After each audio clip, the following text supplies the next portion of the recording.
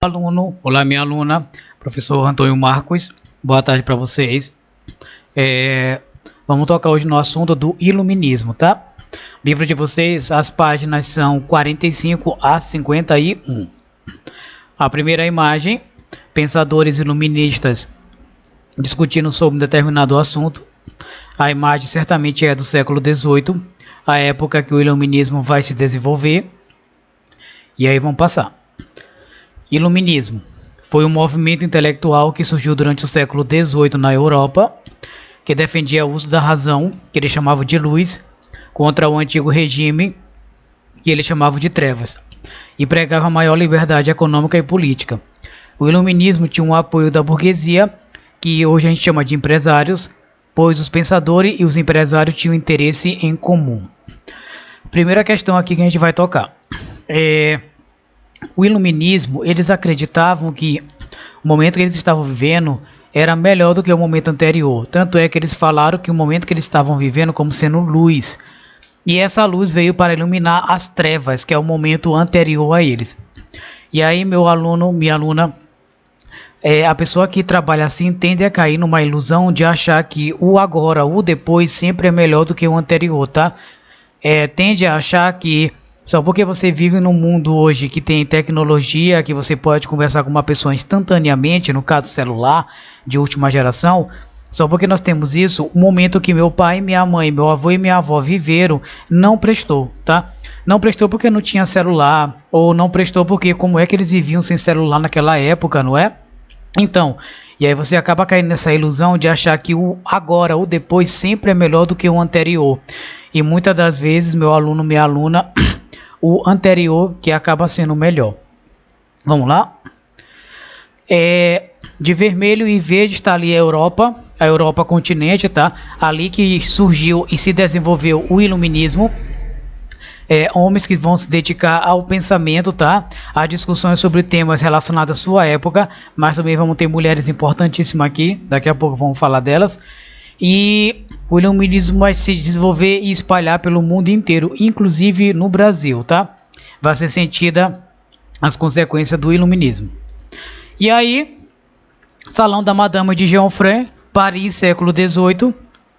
Ela era uma das mulheres que recebiam pensadores iluministas em sua casa, e lá eles discutiam determinado assunto.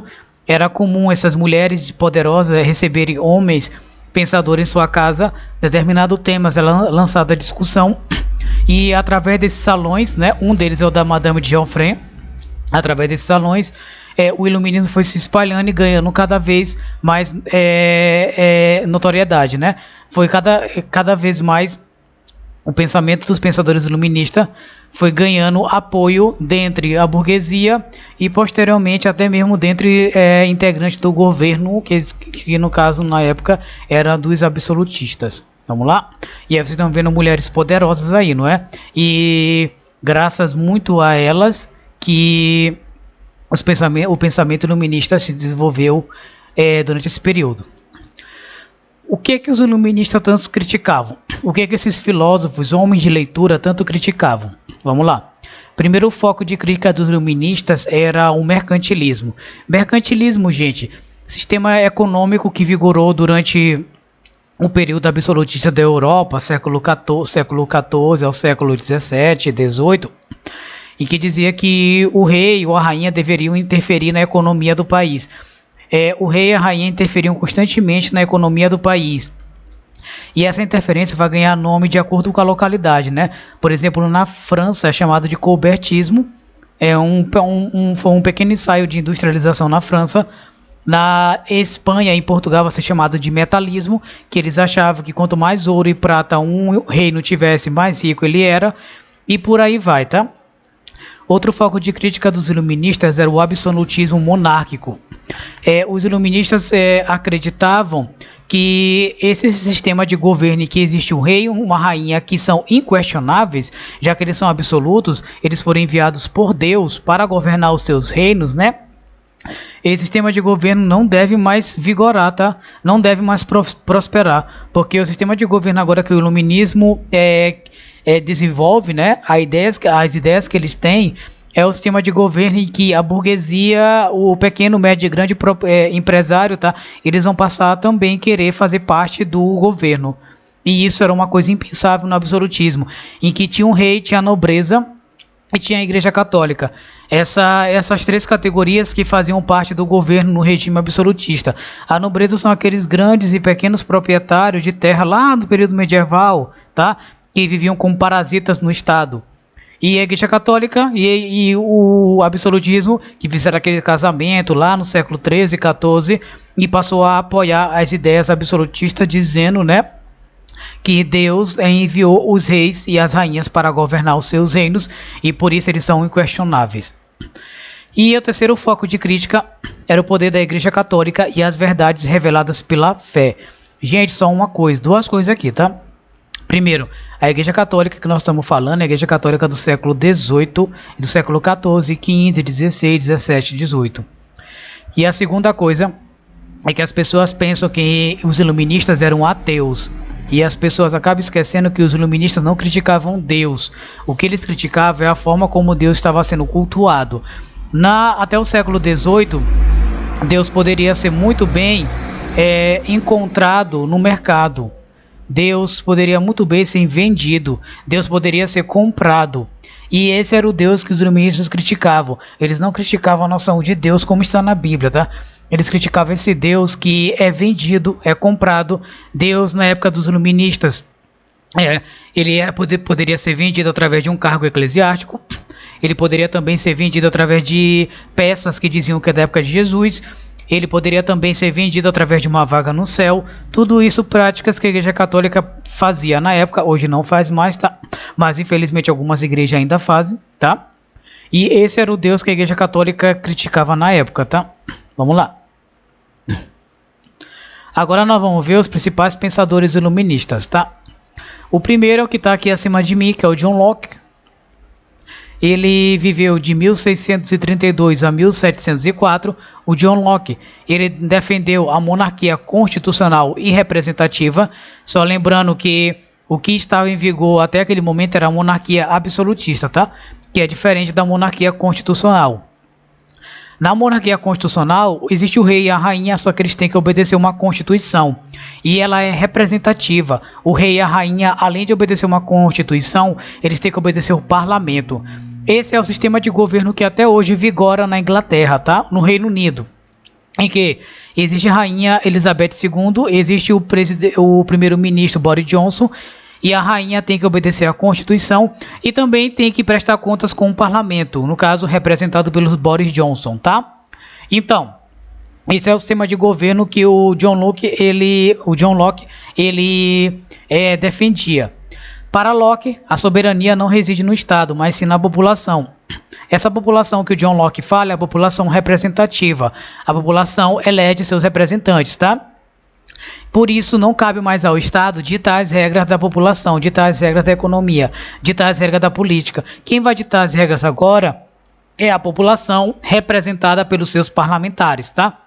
Afirmava que para assegurar um Estado de Direito, os representantes do povo deviam promulgar as leis e o rei ou o governo apenas executá-las, tá? John Locke, o pensador iluminista da representatividade, ele acreditava que ao eleger deputados, a função do deputado é fazer aquilo que o povo poderia fazer, mas talvez ia sair de uma forma um pouco desorganizada, tá? E aí a população elege seus deputados, elege seus parlamentares, seus representantes, eles vão promulgar leis, e a função do presidente, ou do rei, da rainha, ou do primeiro-ministro, é apenas executar essas leis, ou obedecer o orçamento que é aprovado pelo parlamento de ano em ano, tá? Então, John Locke, pensador importantíssimo para a noção de representatividade no Brasil hoje em dia, né? Que nós temos representantes que são deputados e até o próprio presidente que é representante. E a partir dessa noção de representatividade, o Estado não é soberano, quem é soberano é a população que tem seus representantes lá. E por isso que nós temos sempre essa discussão de que o governo não pode estourar o orçamento que foi aprovado no ano, tá? Caso o governo estoure esse orçamento que foi aprovado no ano, o presidente da República pode sofrer algum processo de impeachment, tá? Caso, porque senão vai ter a ideia de que o governo quer ser soberano, tá? Vamos lá. Montesquieu, 1689 a 1755, esse homem que está aqui acima de mim, ele defendia a ideia da divisão do governo em 3 poderes independentes. Esses poderes são legislativo, executivo e judiciário. E a obra mais importante dele foi O Espírito das Leis, de 1748. E a frase mais importante dele é: liberdade é o direito de fazer tudo o que as leis permitem. E aí vem aquela ideia, principalmente do jovem, né, de falar: eu faço tudo o que eu quero. Você não faz tudo o que você quer, você faz tudo o que a tua família permite, o que as leis, o teu município permite, o que as leis estaduais permitem e o que a lei do Brasil permite, tá? Você faz isso, porque isso sim é liberdade. É o direito de eu fazer tudo, mas que a lei permite, ok? Então, a partir de Montesquieu, nós temos essa noção de divisão de poderes, em que tem o legislativo, que é representado no Brasil pelo Congresso Nacional, no caso, a nível municipal, pela Câmara de Vereadores. Nós temos o poder executivo, que é representado pelo presidente da República, o governador do estado e a prefeita ou prefeito da cidade. E nós temos o judiciário, que é representado pelo Supremo Tribunal Federal, pelo Supremo Tribunal de Justiça e pelos TJs a nível estadual, tá? Então, para Montesquieu, esses poderes não devem entrar em choque, são poderes independentes e devido a isso, o poder executivo não pode interferir no legislativo e, consequentemente, no judiciário. E aí vem aquela discussão que a gente já fez, não é? De que algumas pessoas perguntam por que o presidente da República não fecha logo o Congresso, tá? Ou não fecha logo o Supremo Tribunal Federal. Ele não fecha o Congresso nem fecha o Supremo Tribunal Federal, simplesmente porque o Brasil ele adota essa divisão de poderes independente do Montesquieu. O Brasil e vários outros países ao longo do mundo, países esses poderosos, tá? E se o presidente assim fizer, no outro dia o Brasil está sendo punido a nível internacional e o Brasil vai ficar isolado politicamente, militarmente e economicamente. E isso seria um desastre para qualquer governo, tá? Então, por que o presidente não fecha o Congresso? Porque ele tem que respeitar essa divisão de poderes independentes. E caso um dos poderes queira interferir no outro poder, a máxima da independência dos poderes, ela é lembrada, tá? E foi um caso recente que aconteceu em que o judiciário quis interferir no poder executivo e o executivo acabou reagiu em forma de notas, tá? Lembrando o poder judiciário que nenhum dos poderes pode interferir um no outro, tá? Não podem interferir, ok? Vamos lá? Voltaire está aqui acima de mim. Ele, de todos, ele é um dos mais polêmicos que tem. Ele entrou em conflito lá com a Igreja Católica e principalmente com o regime absolutista, tá? Ele defendia a liberdade de expressão, mas vou só colocar um parênteses aqui em Voltaire. A liberdade de expressão que ele defendia, a liberdade de expressão da pequena, média e grande burguesia, tá? Sua obra mais importante foi Ensaio sobre os Costumes, de 1753. Voltaire é um iluminista que é mais ligado à burguesia.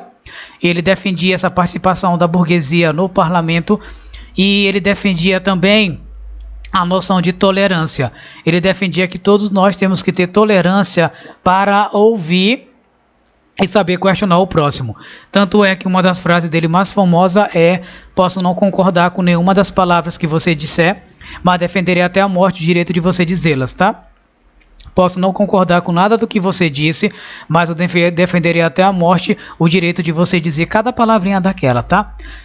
No caso do Voltaire, ele defendendo a máxima de que a burguesia, ao participar do parlamento, pode sim questionar o rei, tá? Mas trazendo para os dias de hoje, essa máxima vale muito para em tempos eleitorais, principalmente na eleição de 2018, em que várias pessoas se agrediram, tanto simbolicamente como fisicamente, e nessa eleição que está se aproximando, nós estamos já vendo de novo as pessoas se agredindo em redes sociais, as pessoas não sabendo mais o que é tolerância, as pessoas não sabendo mais respeitar o direito da palavra do próximo, as pessoas achando que o que elas acreditam que é verdadeiro, e aí você, meu aluno, minha aluna, certamente conhece pessoas assim.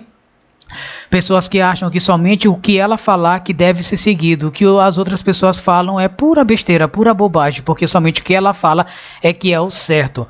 Essa máxima do Voltaire vale muito para o dia de hoje. Esse trabalho que temos que ter com relação à tolerância é difícil você ver um colega falando qualquer coisa no Facebook, no Instagram, no WhatsApp e você não querer responder ele. O problema é como você vai responder, tá? Se for para responder, que responda de forma educada e elegante. Caso contrário, você vai partir para o campo da intolerância, que é o que o Voltaire aqui em nenhum momento prega, tá?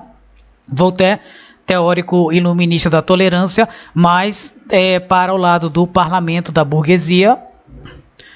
Rousseau, que está aqui acima também, 1712 a 1778, ele é o defensor da pequena burguesia, ele é o defensor do povão, tá? Rousseau, ele é o teórico iluminista que vai abrir portas para o que nós chamamos hoje de democracia, tá? Democracia é a participação de todos no poder a partir de seus representantes, tá? Rousseau, a única esperança de garantir os direitos de cada um está na organização de uma sociedade civil com direitos iguais para todos, tá? A obra mais importante dele é do contrato social. Esse contrato que todos fariam é para que a vontade da maioria ela fosse respeitada, tá? Essa vontade da maioria queria dizer a vontade do povo, tá? Mas, professor, essa vontade da maioria muitas das vezes é errada, não é? Meu aluno, minha aluna, se você acha que é errado ou não, o que importa é que a maioria foi ouvida, tá? Agora, se você acha que o que você pensa que é certo, você vai cair naquela máxima da intolerância do Voltaire, tá? Professor, eu não concordo, né? Que muitas das vezes políticos corruptos são eleitos. Meu aluno tem que entender que esses políticos corruptos são eleitos pela maioria, tá? E a maioria acreditou nas propostas dele. E a maioria acreditou, ele tá lá, tá? Agora, o que cabe à minoria? Aquela que não conseguiu eleger os seus representantes. E aí pode estar teu pai, tua mãe, teu avô e tua avó. O que tem que acontecer com a minoria? A minoria tem que vigiar o mandato desse representante que você chamou de corrupto. Tem que vigiar e caso seja comprovada a corrupção, você aciona o poder judiciário. E o poder judiciário vai tomar suas devidas providências, tá? Então, Rousseau, o teórico do povão, o teórico da participação popular, por meio de eleições, é o que acontece hoje, né? Bem ou mal, mas é o que acontece hoje. Vamos partir. Adam Smith, tá? Esse teórico aqui é mais um teórico econômico. A obra mais importante dele, A Riqueza das Nações. Ele foi defensor do direito de propriedade, propriedade essa, entendam como sendo propriedade do empresário. Esse pensador ainda acreditava que a economia era naturalmente guiada pelas leis próprias e por isso não deveria sofrer maior intervenção do Estado. Adam Smith, criticando diretamente o sistema mercantilista e absolutista, ele é defensor da adoção de medidas de caráter racionais, enxergava na livre concorrência e na divisão do trabalho itens fundamentais para o desenvolvimento da economia.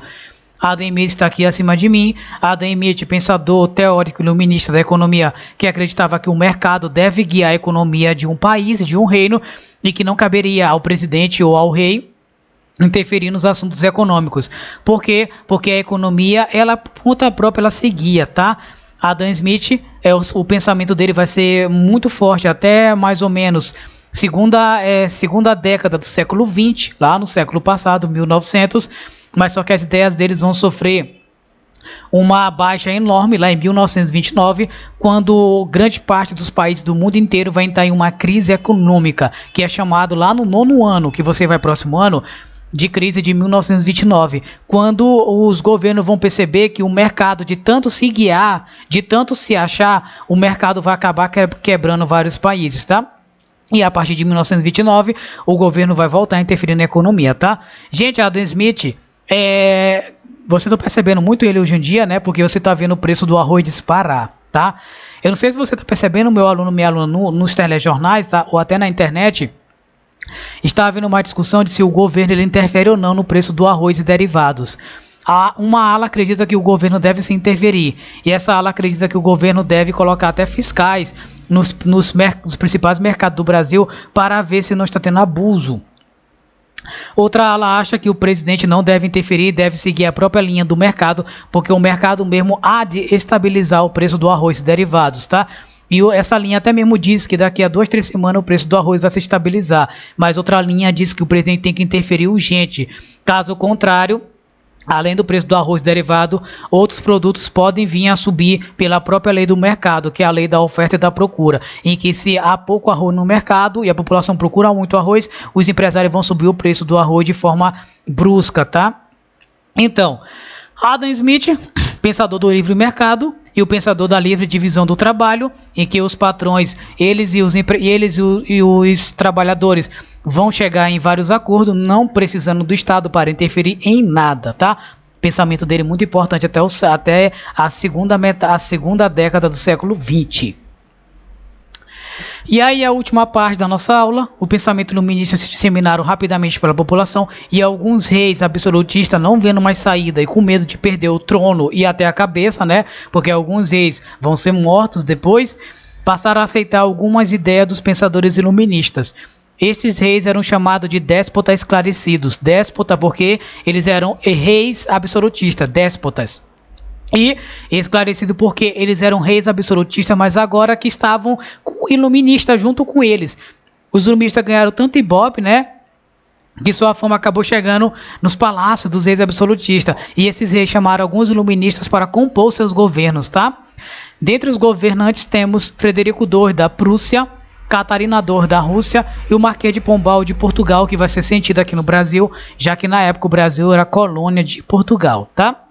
Meu aluno, minha aluna, por aqui a gente fica, a gente se vê na próxima aula, tá? Espero ter contribuído com o teu aprendizado e não esqueçam do livro, página 45 a 51, e a gente tira dúvidas ao longo da semana, viu? Tchau, até a próxima, até!